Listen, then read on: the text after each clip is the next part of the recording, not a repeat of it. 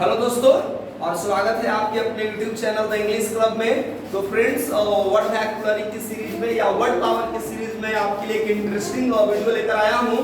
आज मैं आपको बताने वाला कुछ ऐसे वर्ड्स जो आए दिन या आम दिनों डेली सुनने को हमें मिलते हैं। तो मैं आज आपकी वर्ड वोकैबुलरी का एक सीरीज है वर्ड सब्स्टिट्यूशन, ठीक है ना। हम हिंदी में जैसे कहें अनेक शब्दों के लिए एक शब्द, लेकिन यहाँ पर है क्या, हमारे पास एक शब्द मेंशन किए हुए हैं, आपको इसका एक्सप्लेनेशन करना है, अर्थात अनेक शब्द बताना है, इसका मीनिंग बताना है। तो दो तरह के फ्रेंड्स हमारे पास वर्ड्स में लेकर आया हूँ आपके लिए।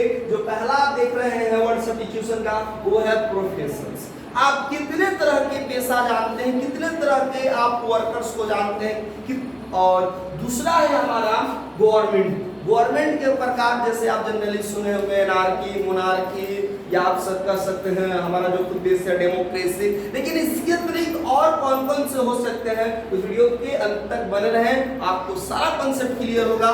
आप कम से कम 30 वर्ड्स फ्रेंड्स आज की वीडियो में सीख कर ही जाएंगे, ये मेरा वादा है। चलिए शुरू करते हैं आज की सेशन को।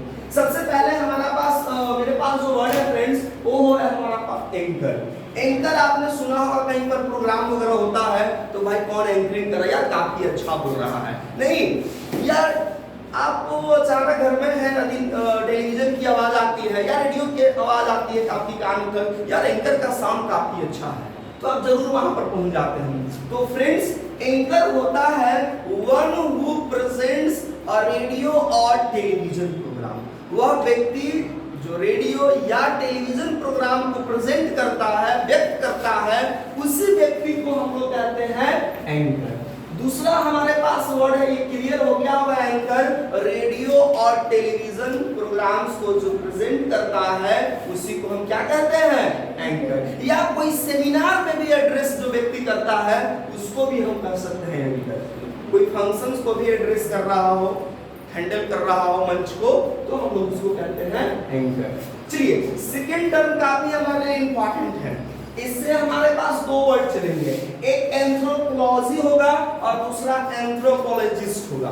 तो एंथ्रोपोलॉजी में क्या होता है कि branch of science in which we study about the evolution of human beings, ठीक है, या ह्यूमन काइंड, मानव जाति की जो इवोल्यूशंस है हम उसका अध्ययन करते हैं। तो ये जो ब्रांच बनता है हमारा, वो बनता है एंथ्रोपोलॉजी, ठीक है ना। और आपको पता है फ्रेंड्स, किसी भी वर्ड के अंत में यदि IST लग गया हो या ईयर लगा हुआ है तो यह कोई पर्सन बनता है, कोई व्यक्ति बनता है। तो एंथ्रोपोलॉजिस्ट हम कहते हैं उस व्यक्ति को one who studies the evolution of human kind, जो मानव जाति के इवोल्यूशन का अध्ययन करता है, वो व्यक्ति क्या कहलाता है, एंथ्रोपोलॉजिस्ट। चलिए कंसेप्ट क्लियर हुआ। एस्ट्रोनॉट आपने जरूर सुना होगा फ्रेंड्स, एक टर्म आपको समझना है एस्ट्रोनॉमी, ठीक है, और एक टर्म समझना है एस्ट्रोलॉजी, ठीक है ना।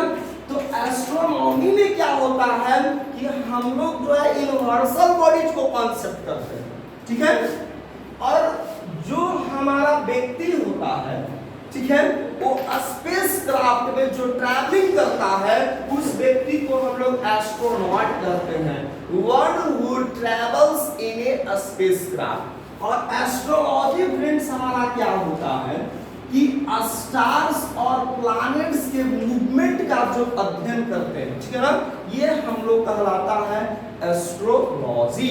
हिंदी में जिसको हम लोग कहते हैं ज्योतिष शास्त्र। ये कॉन्सेप्ट क्लियर हुआ। एस्ट्रोनॉमी क्या होता है, खगोल विज्ञान जिसको कहते हैं, ठीक है ना। Astronomy means study of universal bodies या सेलेस्टियल बॉडीज।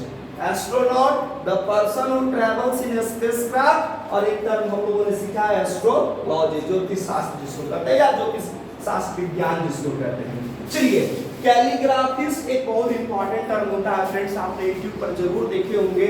एक ऐसे वीडियो आते हैं जिसमें काफी सुंदर सुंदर हैंडराइटिंग में आपको लिखने को बताया जाता है।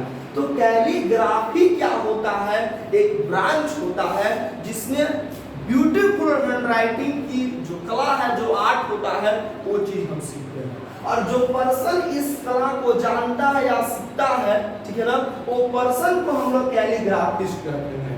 A person who rights beautiful writing, वह व्यक्ति जो काफी अच्छे से लिखता है, उस व्यक्ति को हम लोग क्या कहते हैं, कैलीग्राफिस्ट, जिसकी अच्छी हैंड राइटिंग होती है। कोरियोग्राफर तो फ्रेंड्स डेफिनेटली है, there is no one who is away from music. आए दिन या आज के दिनों में कोई भी ऐसा व्यक्ति नहीं होगा फ्रेंड्स जो म्यूजिक से अपने आप को दूर रख पाया हो। कभी भी आपको मौका मिलता है, आप यूट्यूब पर म्यूजिक सुनना शुरू कर देते हैं, डांस देखना शुरू कर देते हैं, कोई प्रोग्राम देखना शुरू कर देते हैं। आपने वहां पर एक टर्म सीखा होगा, कोरियोग्राफर, ठीक है ना। कोरियोग्राफर वो वर्ड होता है हमारा one who teaches the art of dancing। Choreographer का काम क्या होता है, जो डांस की जो कला है उसको क्या करता है, सिखाता है, तो दैट इज कोरियोग्राफर। सॉफ्टर एक वर्ड बहुत सिंपल होता है फ्रेंड, सॉफ्टर हम कहते हैं उस व्यक्ति को जो किसी दूसरे व्यक्ति के क्या करता है, मोटर कार को या व्हीकल्स को क्या करता है, ड्राइव करता है। One who drives a motor car, that is या सॉफ्टर। चलिए कंपेयर एक टर्म बहुत अच्छा टर्म हम लोगों के पास जानने को मिलेगा।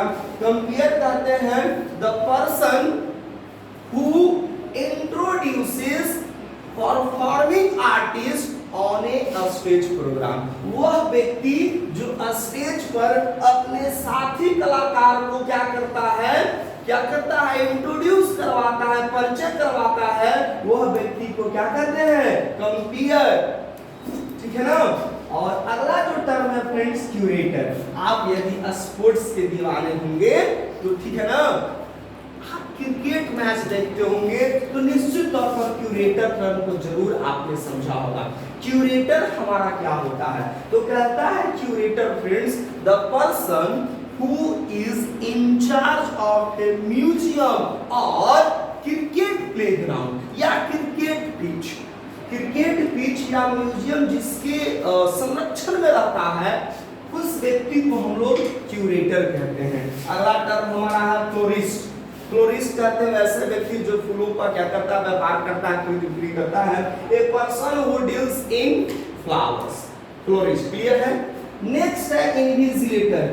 आप तो स्टूडेंट रह चुके हैं और आप एग्जाम में चीटिंग करने से भाई आप तो आदी थे, तो इन्विजिलेटर आपकी कॉपी छीन लिया करते थे। अब आपको भी बता दोगे कि सर इन्विजिलेटर का मतलब क्या होता है। इन्विजिलेटर साथी वो ऐसे व्यक्ति को कहते हैं जो एग्जामिनेशन हॉल में क्या करता है जी, जल्दी से बताइए, सुपरवाइज करता है। The person who supervises in the examination hall, Hindi में हम लोग निरीक्षक कहते हैं इसको, ठीक है ना। द पर्सन हु सुपरवाइजेज, ठीक है, या watches in the examination hall, that is invigilator. Lexicographer एक इंपॉर्टेंट टर्म है फ्रेंड्स। लेक्सिकोग्राफर कहते हैं वैसे व्यक्ति को जो डिक्शनरी को, डिक्शनरी कहे तो शब्दकोश, ठीक है ना, शब्दकोश को कंपाइल करता है, बनाता है, उसको हम लोग कहते हैं लेक्सिकोग्राफर, ठीक है ना। The person who compiles dictionary is called lexicographer. Radio jockey तो आपने जरूर सुना होगा, एक मल्दी आपने सुना होगा, ठीक है ना। तो रेडियो जॉकी सिंपली टर्म हम ऐसे व्यक्ति के लिए इस्तेमाल करते हैं जो रेडियो प्रोग्राम को क्या करता है, प्रेजेंट करता है। The person who presents radio program. और हमारा स्कल्प्टर जो है, स्कल्प्टर एक टर्म हम इस्तेमाल करते हैं उस आर्टिस्ट के लिए जो पत्थरों को काट करके एक नया शेप देता है। चलिए फ्रेंड्स मैं इसको डिफाइन करता हूं। The person who gives shape to a stone, जो पत्थरों को एक नया आकार देता है, पत्थरों को काट करके उससे नई तरह के हो सकता है स्कल्पचर्स बनाया, मूर्ति बनाया, कुछ भी बनाता हो, तो that person is called a sculpture. Clear हो गया। और एक टर्म हमारे लिए कॉमन है, सेफोलॉजिस्ट। यहां से दो टर्म निकलेगा, एक सेफोलॉजी होगा और सेफोलॉजिस्ट होगा। सेफोलॉजिस्ट कहते हैं उस व्यक्ति को the person who studies the patterns of voting in election. वह व्यक्ति जो इलेक्शन में अर्थात चुनाव में वोटिंग पैटर्न को अध्ययन करता है, that person is called psephologist. तो आई होप फ्रेंड्स कि 15 वर्ड्स आपको क्लियर हो गए होंगे। ये प्रोफेशंस में कहीं पर भी किसी को दिक्कत नहीं रही होगी। आइए फ्रेंड्स बातें करते हैं काइंड्स ऑफ गवर्नमेंट को। जी कर रहा दो चार बच्चों से पूछ लूं। आइए तो एक आध दो yes Sneha come dear come on I'm going to ask you very simple question, already 15 questions I have. So friends you know her introduction, so let me ask only question now, beginning से नहीं करूंगा। बताओगे curator 9, curator में आप क्या समझते हो? चलिए मैं आपको बताता हूँ, स्पोर्ट्स से संबंधित है क्यूरेटर। और 8 भूल गए। It's okay it's okay it's okay. Who will help you? A person who is in charge of playground. Come and speak before the camera. Come, yes, thank you. Now speak. A person who is in charge of playground or museum. Museum. The person who is in charge of a museum or a playground. Let me ask you more question. चलिए flourish बताइए 10. A person who deals in flower. Wow, very simple. A person who deals in flower. Speak loudly. Now let me ask you. Okay, anchor. Simple. Let me go. A person who present radio or television program. चलिए the person, ये तो बहुत बढ़िया है। चलिए calligraphist Sneha you can tell boldly. A person who writes beautiful writing. Wow great. Choreographer yes okay you can speak. A person who teaches a dance. Choreographer या the art of dancing. Thank you. Okay boys yes Bunty come. Let me ask you two questions. I have to discuss also this one. Come very fast. Remember again. Now let me ask you. Okay, you go there. So friends, I think you have completed here. I think 1.5 or maybe 2 months. Let me ask you your performance. Astronaut. One who travels in a spacecraft. Arre wow, great. One who travels in a spacecraft. Very nice. Anthropologist. The person who Studies the person who studies a revolution of humankind या mankind. चलिए it's okay. कैरियोग्राफर हो गया। Cartographer बता दीजिए। the person हाँ map से संबंधित है, बताइए। person who draws map. हाँ draws maps और designs map। और कुछ नो lexicographer The person who compiles dictionary. अरे वाह great. Radio jockey The person who presents radio program. वाह thank you that's great here very nice great one. Let me just proceed. तो friends ये है हमारे अगले जो टॉप वर्ड्स मैं आपको सिखाने वाला हूँ काइंड्स ऑफ गवर्नमेंट। ठीक है, तो जो सबसे पहला है एनार्की। एनार्की टर्म हम लोग समझते हैं इस्तेमाल करते हैं अराजकता। जब देश में किसी भी तरह का रूलिंग करने का जो तरीका सही नहीं होता है, हर तरफ हाहाकार मची होती है, जहां पर कोई भी रूलिंग नहीं होता है, हम उसको कहते हैं एनार्की, यानी एब्सेंस ऑफ गवर्नमेंट। शासन पूरी तरह से निष्पन्न होता है। ठीक है ना, तो एब्सेंस ऑफ गवर्नमेंट को हम लोग कहते हैं एनार्की। और मोनार्क आपने वर्ड तो सुना है, मोनार्क का मतलब किंग होता है। ठीक है ना, तो किंग और क्वीन के द्वारा जो गवर्नमेंट होता है उसी को कहते हैं मोनार्की। गवर्नमेंट बाय किंग और क्वीन इज कॉल्ड मोनार्की। अब एक वर्ड है aristocracy. Aristocracy who will come? आइए वेरी नाइस सर। अच्छा जल्दी sir fast sir, students are waiting. चलिए सर एरिस्टोक्रेसी भी आपको बता देना है। Government by nobles or lords, very nice. Governments by nobles and lords. Alias nobles and lords. चलिए सही है सर। बताइए sir compere. one who presents or introduce the performing arts on the stage. वाह वेरी नाइस। चलिए और कुछ नहीं। Sculptor. One who gives the shape of a stone. चलिए बहुत बढ़िया सर, थैंक यू सर। आगे हम बढ़ जाते हैं। तो आपको 3 तक तो क्लियर हो गया है। Anarchy, lack of absence, sorry government means absence of government या लैक ऑफ गवर्नमेंट। चलिए मोनार्की में गवर्नमेंट बाय किंग और क्वीन। एकदम क्लियर है ना कॉन्सेप्ट? पॉज इसलिए मैं ले रहा हूं कि you can give me response. आपको खुद से देखना है aristocracy, government by nobles and lords. Concept clear? चलिए ऑटो का मतलब गवर्नमेंट बाय सेल्फ या right to self government. right to self government, that is autonomy. Sorry, yes, autonomy. Bureaucracy को आए दिन रोज न्यूज़पेपर में सुनते होंगे, नहीं, गवर्नमेंट बाय ऑफिसर्स, अफसरवादी जिसको हम लोग कहते हैं, नौकरशाही भी आई थिंक कहते हैं इसका, ठीक है ना। Bureaucracy government by officer. Democracy तो भाई India is a democratic country, हम लोग रट्टा मारते आ रहे हैं, India is a democratic country, of the people, for the people, by the people, government by, of the people, by the people and for the people. Simple समझेंगे, लोकतंत्र लोगों का तंत्र होता है, लोगों का शासन होता है, गवर्नमेंट बाय पीपल होता है। कौन सा टर्म इस्तेमाल करेंगे? डेमोक्रेसी, ठीक है ना। जेरोंटोलॉजी फ्रेंड्स समझना है, जेरोंटोलॉजी कहते हैं गवर्नमेंट बाय ओल्ड पीपल या ओल्ड सिटीजन, वैसे शासन फ्रेंड्स जिसमें जो रूलिंग करने वाले लोग होते हैं वो काफी एज्ड होते हैं, ओल्ड होते हैं। तो कौन सा टर्म इस्तेमाल करते हैं? जेरोंटोक्रेसी, जेरोंटोक्रेसी। मैं पूछूंगा बुला करके, so be alert, I am repeating many times, ठीक है ना। किसी को भी इनवाइट कर सकता हूं। चलिए, जेरोंटोक्रेसी हो गया। Kakistocracy, what do mean by केकिस्टोक्रेसी?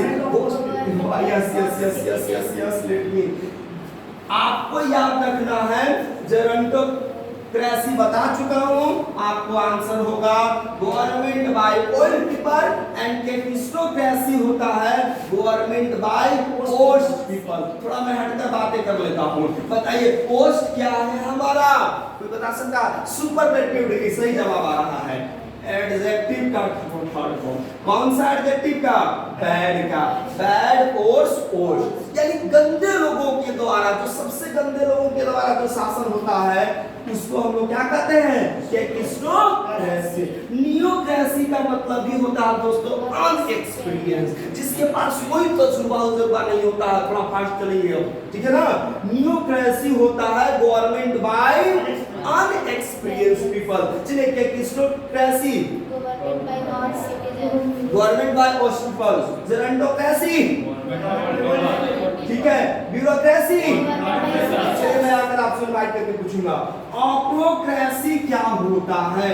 ऑक्रो का मतलब होता है मॉब, भीड़ से संबंधित, और ऑक्रो का मतलब होता है, इसके लिए कौन टर्म करेंगे? मॉबोक्रेसी, भीड़ तंत्र जिसको कहते हैं साथी। ऑक्रोक्रेसी मींस गवर्नमेंट बाय मॉब। अब मॉब और क्राउड में जरा अंतर समझ लो। देखो, ग्रुप ऑफ सिंपल पीपल होगा तो हम क्राउड कहते हैं, और ग्रुप ऑफ अनकंट्रोल्ड पीपल होगा, अनियंत्रित होगा, क्या हम क्या इस्तेमाल करते हैं? मॉब। अनियंत्रित भीड़ को हम क्या कहते हैं? मॉब। यहाँ पर हमारे 20-25 बच्चे हैं तो इसको क्या मॉब कहेंगे?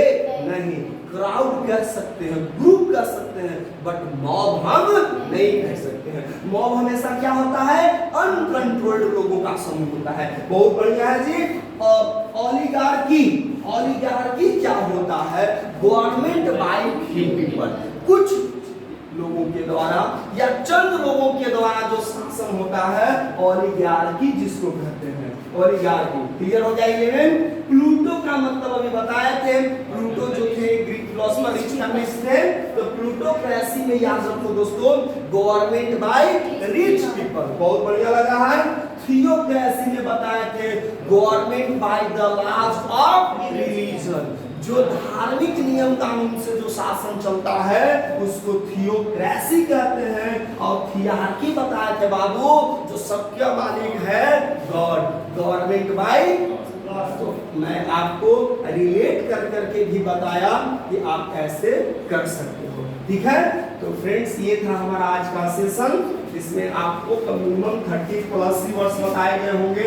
हम उम्मीद करते हैं कि आज की वर्ड पावर की जो सीरीज थी काफी इंफॉर्मेटिव रही होगी। तो फ्रेंड्स, कमेंट बॉक्स में जरूर बताएं आज का वीडियो कैसा था। Thank you.